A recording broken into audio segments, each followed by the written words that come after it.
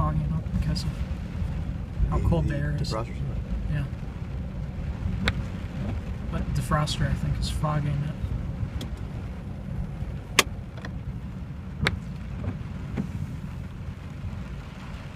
It's 71 degrees outside right now.